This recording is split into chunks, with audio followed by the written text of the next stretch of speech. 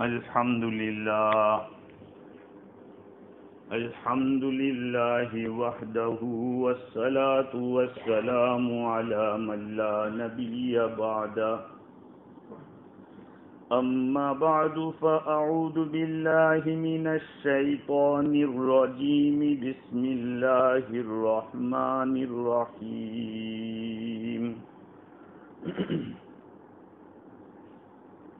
وهو الذي يقبل التوبة عن عباده ويعفو عن السيئات ويعلم ما تفعلون وقال تعالى يا أيها الذين آمنوا توبوا إلى الله توبة نصوحا صدق الله العظيم وقد روي عن ابن مسعود رضي الله تعالى عنه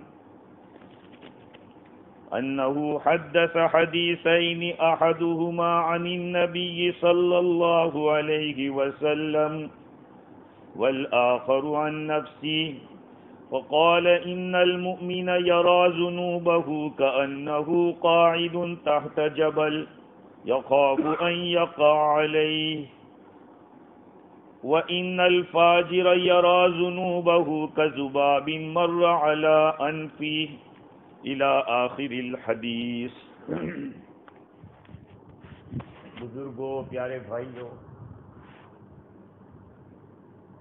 اللہ رب العزت کے 99 نام ہیں، حدیث شریف کے اندر آئے ہیں، اور بھی نام علماء نے بیان کیے ہیں۔ ان ناموں کے اندر بہت سارے نام ایسے ہیں جو جلالی ہیں، اور بہت سارے نام ایسے ہیں جو جمالی ہیں، جیسے کہ رحمان ہے، رحیم ہے، غفور ہے۔ یہ سب اللہ تعالیٰ کے جمالی نام ہیں، نرمی والے کام ہوتے ہیں جس سے۔ تو کچھ جلالی بھی ہے، جیسے العزیز زبردست، الجبار المتکبر، المنتقم بدلہ لینے والا۔ یہ اللہ تعالیٰ کے صفاتی نام ہیں، اور انہی صفات کے مطابق اللہ تعالیٰ اس دنیا کے اندر صفات کا ظہور فرماتے ہیں۔ جیسے کہ ترکی کا زلزلہ لے لو، یا یہ ہوا کا طوفان لے لو، یہ اللہ تعالیٰ کا ایک جلال دکھتا ہے اس میں۔ اور اللہ سبحانہ و تعالیٰ بندوں کو پال رہا ہے، نعمتوں سے نواز رہا ہے، یہ اس کی صفات جمالیہ ہے۔ ہم لوگوں کو چاہیے کہ اللہ تعالیٰ کی صفات جمالیہ ہماری طرف متوجہ۔ آپ کا اس طرح سے آنا یہ نہ سمجھیں کہ ایک دن جا کے کیا ہو جائے گا۔ کسی آدمی نے لکھا کہ بینک کا اکاؤنٹ جو ہوتا ہے اس میں کسی کے اکاؤنٹ میں 10 ملین ہوتے ہیں، یعنی 1 کروڑ، تو کسی کے 1000 ہوتے ہیں۔ لیکن جب وہ بینک والا جو فہرست بنائے گا تو وہ جہاں 10 ملین والے کا نام لکھے گا 1000 والے کا بھی لکھے گا۔ تو ایک دن آ کر بھی یہ نہ سمجھے کہ یار ایک دن جاتے ہیں، یا کوئی یوں سمجھے کہ یار یہ تو آتا ہے شبرات میں آتا ہے، نہیں۔ اللہ رب العزت نے خود قرآن پاک میں کیا فرمایا؟ نبی عبادی انی انا الغفور الرحیم، میرے بندوں کو بتا دو میں ہی بخشنے والا، رحم کرنے والا ہوں۔ وَأَنَّ عَذَابِي هُوَ الْعَذَابُ الْأَلِيمُ، اور میرا عذاب ہی سخت عذاب ہے، دردناک عذاب ہے۔ تو پہلے اللہ تعالیٰ نے کیا بیان کیا؟ معاف کرنے کو بیان کیا۔ میرے بندوں کو کہہ دو کہ میں ہی بخشنے والا اور میں ہی رحم کرنے والا، اور بعد میں عذاب کو لائیں۔ جنت کے کتنے دروازے ہیں؟ 8. اور جہنم کے کتنے؟ 7. ایسا کیوں؟ کیونکہ وسیعت رحمتی غضبی، میری رحمت غالب ہے میرے غصے کے اوپر، اس لیے جنت کے 8 دروازے اور جہنم کے 7 دروازے۔ اللہ تعالیٰ نے اپنے کلام پاک کو جہاں ختم کیا تو بتاؤ سب سے آخری پوری کی پوری اترنے والی سورت کون سی؟ وہ سورت کون سی ہے جو سب سے آخر میں کمپلیٹ نازل ہوئی؟ ہے کوئی بتانے والا؟ سورہ اذا جاء نصر اللہ۔ کون؟ سورہ اذا جاء نصر اللہ۔ دیکھ لینا اندر 114 لکھا ہوگا، ایک نمبر اس کا 114 لکھا ہوگا، یعنی سب سے آخر میں کمپلیٹ سورت جو اتری ہے وہ سورہ اذا جاء نصر اللہ ہے۔ اور اس سورت کا سب سے آخری ورڈ کیا ہے؟ میں نے پڑھا بھی دوسری رکعت میں، انہ کان توابا، بے شک اللہ تعالیٰ توبہ قبول کرنے والا ہے۔ اور اس سورت کے اندر اللہ تعالیٰ نے کیا بیان کیا؟ اذا جاء نصر اللہ والفتح، جب اللہ تعالیٰ کی مدد آوے اور فتح آ جاوے، وَرَأَيْتَ النَّاسَ يَدْخُلُونَ فِي دِينِ اللَّهِ أَفْوَاجًا، اور نبی جی آپ لوگوں کو دیکھو کہ دین میں فوج در فوج داخل ہو رہے ہیں، اسلام میں خوب لوگ داخل ہو رہے ہیں، تو آپ کو کیا کرنا ہے؟ مزے اڑانے کے؟ ڈیزے کرنا ہے یا گانے گانا ہے؟ کہا نہیں، اللہ تعالیٰ نے اپنے حبیب کو جو بتلایا کیا فرمایا؟ فَسَبِّحْ بِحَمْدِ رَبِّكَ وَاسْتَغْفِرْ، اپنے رب کی حمد کے ساتھ تسبیح بیان کرو اور اس سے استغفار کرو، بے شک وہی توبہ قبول کرنے والا ہے۔ دیکھا، لوگ اسلام میں داخل ہو تو آپ کو تو تسبیح کرنا ہے، اللہ کی پاکی بیان کرنا ہے اور اللہ سے معافی مانگنا ہے، استغفار۔ اسی لیے نبی اکرم صلی اللہ علیہ وسلم کے بارے مسلم شریف کی حدیث ہے کہ آپ نمازوں کے اندر وہ تسبیح پڑھتے تھے جس میں حمد بھی آتی تھی اور تسبیح بھی آتی تھی۔ سبحانک اللہم و بحمدک اللہم اغفر لی، یہ روایت میں ہے۔ رکوع کے اندر بھی یہ تسبیح، سبحانک اللہم ربنا و بحمدک اللہم اغفر لی، یہ سب آ گیا، اس میں تسبیح بھی آ گئی، حمد بھی آ گئی اور مغفرت مانگنا بھی آ گیا، سب آ گیا۔ تو میرے بھائیوں، ایک ہے تسبیح اور ایک ہے استغفار، ایک ہے سبحان اللہ کہنا اور ایک استغفار کرنا، معافی مانگنا۔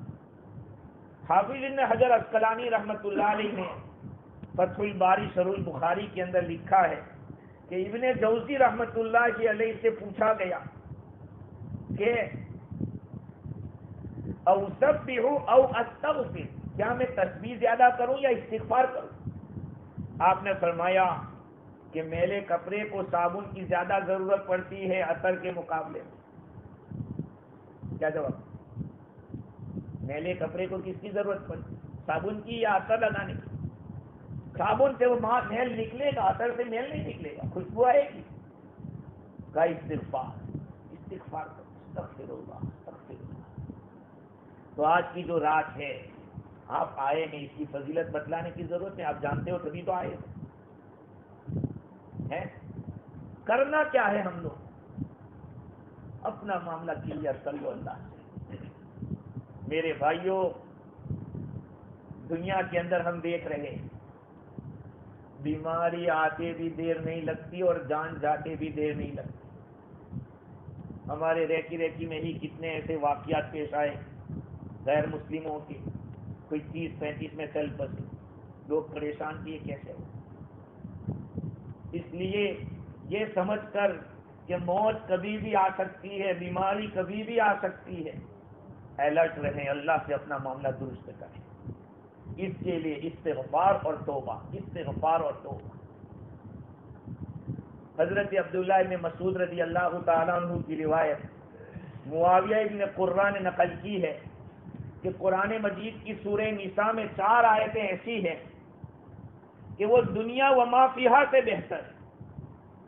اس سے دنیا و ما فیہا، سورہ نساء میں 4 آیتیں ایسی ہے کہ یہ ساری دنیا اور اس میں جو کچھ ہے سب سے افضل ہے یہ 4 آیتیں۔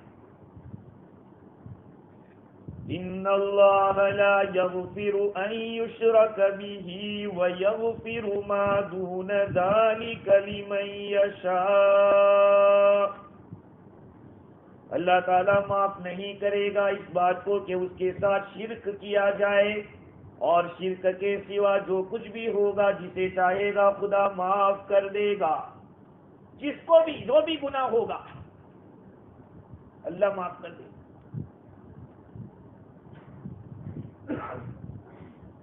شرک کے سوا اگر شرک کرنے والا بھی توبہ کر لیتا ہے اللہ اس کو بھی معاف کر دے۔ ایک توبہ انل کفر ہوتی ہے، ایک توبہ انل معصیت ہوتی ہے۔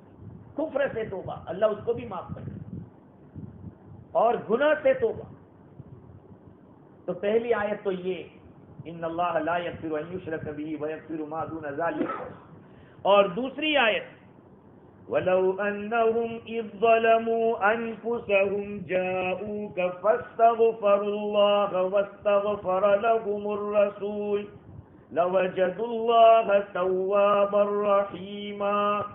اگر یہ لوگ انہوں نے گناہ کیے ہیں اور گناہ کر کے اپنے آپ پر ظلم کیا ہے، آپ کے پاس گناہ کر کے آویں اور اپنے گناہوں کی معافی اللہ سے مانگے اور اللہ کا رسول بھی استغفار کریں تو اللہ تعالیٰ کو توبہ قبول کرنے والا، رحم کرنے والا پائیں گے۔ ایسا نہیں ہے کہ گناہ معاف نہیں ہوگا۔ آج ہم لوگ کہہ دیتے ہیں ارے سارا نالائق، اس کو مسلمان کیا ہوتا کافر ہے، وہ نماز ہی نہیں پڑھتا، ہم ایسا کہتے ہیں۔ تیرے پاس سرٹیفکیٹ ہے 10th کا کہ یہ مسلمان ہے کہ نہیں؟ یاد رکھ لو، جس کسی کو آپ نے کافر کہا اور وہ مسلمان ہے، اللہ کی نظر میں وہ کافر نہیں ہے، یہ کفر کہنے والے کو لوٹے گا۔ اس لیے یہ سرٹیفکیٹ کسی کو دینا کہ یہ کافر ہے کیسا ہے، کبھی مسجد میں نہیں آتا، ارے نہیں آتا لیکن پتہ نہیں اس کا خدا سے کیا ربط ہو جاوے، کون سا تعلق ہو جاوے۔ ہاں گرا ہوا خدا اٹھا سکتا ہے۔ حضرت موسیٰ علیہ السلام کے اوپر اللہ تعالیٰ نے وحی بھیجی کہ موسیٰ فلانی زمین میں جاؤ، میرا ولی وہاں پہ گزر گیا ہے، میرے ولی کا انتقال ہو گیا ہے، آپ جائیے اس کو غسل دیجیے، کفن دیجیے اور ان کی نماز جنازہ پڑھ کے زمین کے نیچے اس کو چھپا دیجیے، وہ تمہارا جنت میں پڑوسی رہے گا۔ یہ کہا موسیٰ علیہ السلام کو کہ آپ کا پڑوسی وہ جنت میں رہے گا۔ موسیٰ علیہ السلام پہنچے، لوگوں کو دیکھا کہ لوگ برائی کرے کہ ارے بڑا نالائق آدمی، ذرا نکما تھا وہ تو، اور حقیقت میں وہ ایسا ہی تھا۔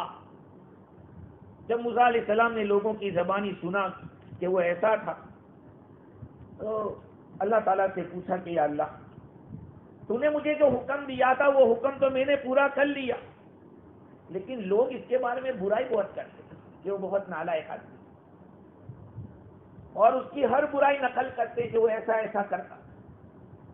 اللہ تعالیٰ نے فرمایا کہ یا موسیٰ صدق عبادی، میرے بندوں نے سچ کہا ہے، موسیٰ جو کہہ رہے ہیں لوگ وہ غلط نہیں ہے، وہ صحیح ہے، اس نے ایسا کیا ہی تھا، لیکن اور میں بھی جانتا ہوں کہ وہ کیا کرتا تھا، اور لوگ نہیں جانتے اس کے بارے میں کہ اس نے میرے ساتھ کیا معاملہ کیا ہے، اس نے میرے ساتھ کمپرومائز کر لیا ہے، سیدھا بس بیٹھ جاؤ کرسی پہ، کوئی بات نہیں۔ اللہ تعالیٰ فرماتے کہ میں جانتا ہوں کہ کیا کرتا تھا اور لوگوں کو پتا نہیں ہے۔ کہا اس نے مرنے سے پہلے مجھے 4-5 باتیں کہی تھی، اور وہ ایسی باتیں کہ جو مجھے بھا گئی۔ اللہ تعالیٰ فرماتے کہ مجھے پسند آ گئی۔ سب سے پہلے اس نے کہا کہ یا رب انت تعالی، اے اللہ تو جانتا ہے کہ میں نیک لوگوں سے محبت کرتا تھا، میں نیک لوگوں سے محبت کرتا تھا اگرچہ میں خود نیک نہیں تھا. کیا کہا؟ میں نیک لوگوں سے محبت کرتا تھا اگرچہ میں خود نیک نہیں تھا. دوسری بات یہ ہے کہ یا اللہ تو جانتا ہے کہ میں نالائقوں سے نفرت کرتا تھا اگرچہ میں خود نالائق تھا. یہ دوسری بات. اور تیسری بات یہ کہ اللہ اگر مجھے یہ پتا چل جاتا کہ میں اگر جنت میں جاؤں گا تو تیری بادشاہت میں کوئی کمی آ جائے گی تو میں تجھ سے جنت کا سوال نہیں کرتا. مجھے جنت دینے سے تیری بادشاہت میں کوئی کمی آ جاتی ہو تو میں تجھ سے جنت نہیں مانگتا. اور چوتھی بات یہ ہے کہ اگر مجھے جہنم میں بھیج کر تیری بادشاہت میں کچھ اضافہ ہو جاتا ہو تو میں تجھ سے جہنم کی پناہ نہیں مانگتا، جہنم سے پناہ نہیں مانگتا. اور پانچواں سوال اس نے کہا کہ یا رب اِلَّمْ تَرْحَمْنِي فَمَن يَرْحَمْنِي، اے خدا تو مجھ پہ رحم نہیں کرے گا تو کون کرے گا؟ کیا کہا؟ اے خدا اگر تو مجھ پہ رحم نہیں کرے گا تو پھر کون کرے گا میرے اوپر رحم؟ اللہ تعالیٰ فرماتے ہیں موسیٰ مجھے رحم آ گئی، تو اس نے جو باتیں کہی یہ مجھے پسند آ گئی اور میرے کرم نے اس بات کو گوارا نہیں کیا کہ اس کو میں ناکام واپس کروں، اس لیے میں نے اس کو معاف کر دیا. اور میں تو ہوئی معاف کرنے والا رحم کرنے. اللہ تعالیٰ نے یہ موسیٰ علیہ السلام کو بتایا کہ موسیٰ دیکھ. اس لیے میرے بھائیوں یہ بات یاد رکھو کہ بگڑے ہوئے کو بنتے دیر نہیں لگتی، بگڑے ہوئے کو بنتے دیر نہیں لگتی. کسی کو پہلے کے اعمال دے کر اس کے اوپر مت لگا دو، پتہ نہیں اس نے اللہ سے معافی تلافی کر کے کہاں پہنچ گیا، وہ اللہ کے قریب کتنا ہو گیا. معاف کرنا. ہم لوگ اپنے معاملے میں وکیل بن جاتے اور دوسرے کے معاملے میں جج بن جاتے. کیا کرتے؟ ارے بیٹا ایسا کرتے. اور اپنا ہم بہت صاف ہیں.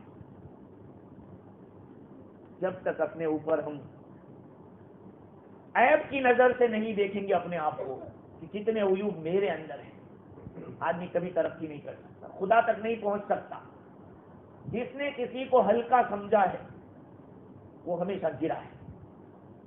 ہاں اللہ تعالیٰ کے نزدیک کسی کا کس کا کیا مقام ہے وہ تو وہی جانتا ہے. خیر تو پہلی آیت ان اللہ لا یغفر ان یشرک بہ اور دوسری آیت وَلَوْ أَنَّهُمْ إِذ ظَّلَمُوا أَنفُسَهُمْ جَاءُوكَ.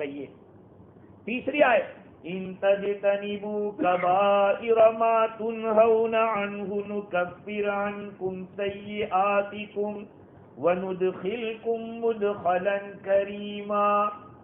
اگر تم لوگ ان بڑے بڑے گناہوں سے بچتے رہو جس سے تم کو روکا جاتا ہے تو ہم تمہارے گناہ اتار دیں گے اور عزت والی جگہ میں داخل کر دیں گے. یہ آیت کریمہ.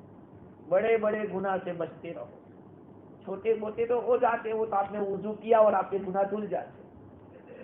چھوٹے چھوٹے گناہ تو آپ جب وضو کرتے ہو، حدیث شریف ہے کہ جب چہرہ دھوتے ہیں تو آنکھوں کے گناہ، منہ کے گناہ اللہ تعالیٰ اتار دیتا ہے وضو کی برکت سے. بڑے گناہوں سے بچو، بہت زیادہ احتیاط کرو اس کے. خیر تو چوتھی آیت یہ ہے مَن يَعْمَلْ سُوءًا أَوْ يَظْلِمْ نَفْسَهُ ثُمَّ يَسْتَغْفِرِ اللَّهَ يَجِدِ اللَّهَ غَفُورًا رَحِيمًا. جو آدمی برا عمل کرے یا اپنے آپ پر ظلم کرے یعنی کوئی بڑا گناہ کر ڈالے پھر اللہ سے معافی مانگے تو اللہ کو معاف کرنے والا پائے گا. کتنی یہ چار آیت ہے.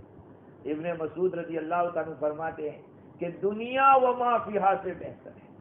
آپ سوچو اللہ کیسا رحم والا، کتنا کرم والا، کتنی شفقت والا. ابو غالب فرماتے ہیں کہ میں حضرت ابو امامہ کے پاس شام کے اندر سیریا میں جاتا آتا تھا. ایک دفعہ ان کے پڑوسیوں میں سے ایک بیمار آدمی تھا، اس کے پاس میں گیا تو اس کا جو رشتہ دار تھا وہ اس کو ڈانٹ ڈپٹ کر رہا تھا اس بیمار کو کہ ظالم کتنی دفعہ تجھے کہا کہ یہ چیزیں مت کر. تجھے کتنی دفعہ حکم کیا تھا کہ یہ کر یہ مت کر، کتنی دفعہ تجھے کہا؟ وہ لڑکا بیمار کیا کہتا ہے مجھے، ارے چچا میرے ایک سوال کا جواب دے، میرے ایک سوال کا جواب دے دو، اگر اللہ تعالیٰ میرا حساب میری ماں کے حوالے کر دے کہ تیری ماں فیصلہ کرے گی تو بولو میری ماں مجھے کہاں بھیجے؟ کہا جنت بھیجے۔ تو کہا کہ میری ماں سے زیادہ تو وہ شفقت والا ہے،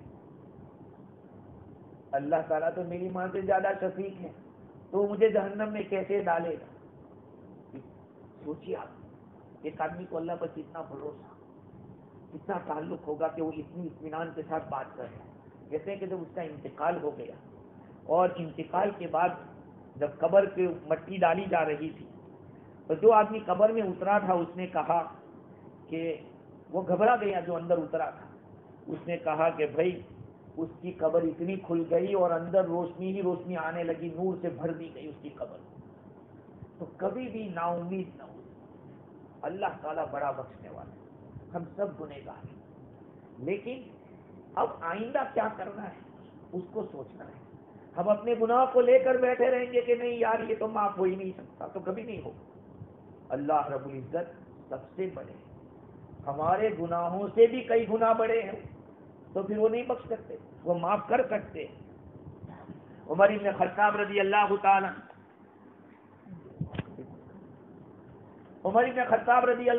عنہ کیا فرماتے ہیں کہ حضور اکرم صلی اللہ علیہ وسلم کے پاس کچھ قیدی آئے، ان قیدیوں کے اندر ایک عورت دوڑتی ہوئی آئی اور اس نے ان قیدیوں میں سے ایک چھوٹے بچے کو لے کر چمٹا دیا اپنے سینے کے ساتھ اور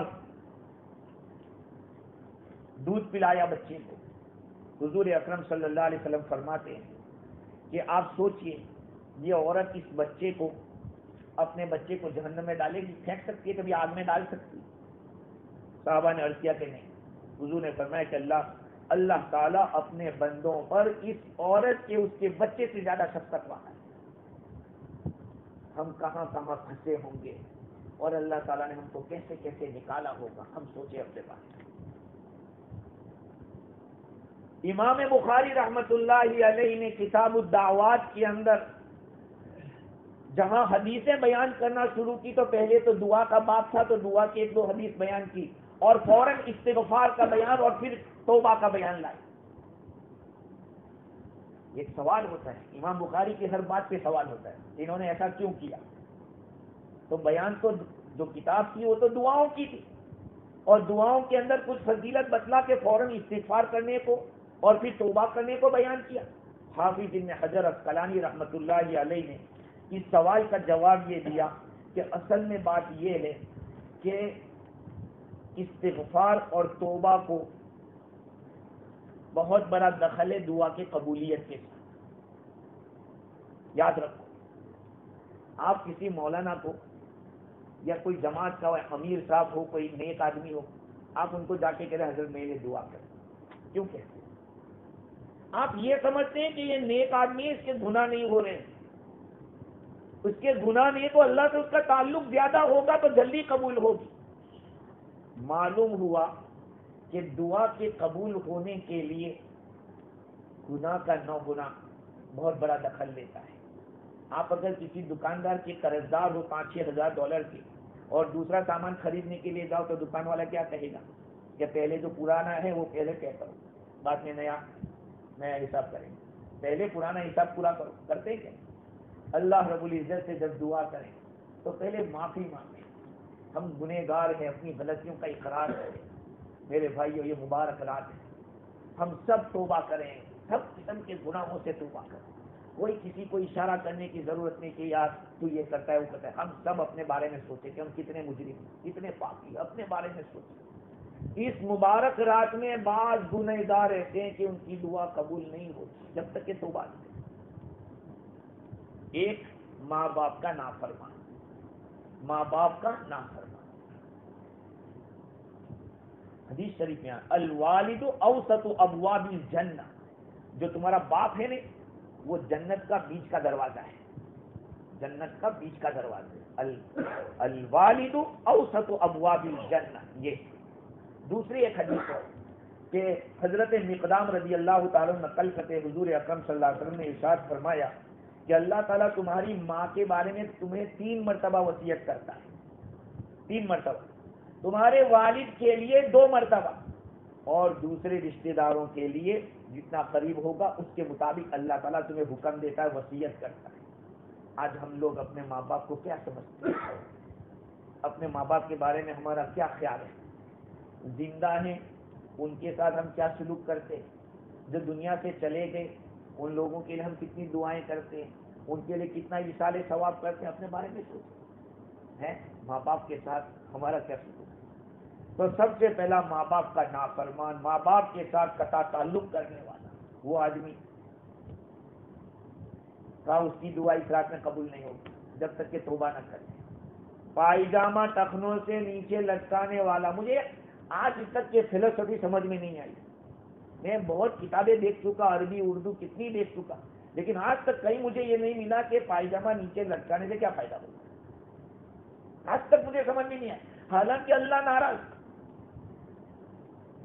بہت سخت وعید۔ حدیث شریف میں آیا کہ الاسبال فی الازار والقمیص والامامہ، جو اسبال ہوتا ہے وہ صرف پائجامے میں نہیں، ہمارے جبے میں بھی ہے، ہمارا جبہ بھی ایسا لٹکا ہوا وہ بھی اسی وعید میں۔ اگر کسی نے پگڑی اتنی لمبی باندھی ہے جو نیچے تک لٹکی ہوئی وہ بھی اسی وعید میں۔ حدیث میں آیا من جر خیلا شیئا من جر منها شیئا خیلا لم ينظر اللہ الیہ یوم القیامہ، جو آدمی تکبر سے اس طرح کا دھندا کرے گا اللہ قیامت کے لیے اس کی طرف نظر رحمت سے نہیں دیکھے گا۔ اسی طرح سے شراب کا عادی، جو آدمی شراب کا عادی ہے، اور شراب کا معنی ہمارے بخاری شریف کے یہاں شاگرد موجود ہیں، ان کو پوچھیے، بخاری شریف میں پڑھاتے ہوئے یہ حدیث آئی کہ کل مسکر خمر، جو بھی چیز نشے میں لاوے وہ شراب ہے۔ اب آپ نام بدلو یا کچھ بھی کرو اس سے کچھ نہیں ہوگا، اور حدیث ہے یہ بھی کہ قیامت سے پہلے نام بدل بدل کر چیزیں پی جائے گی جس میں نشہ ہو ہے۔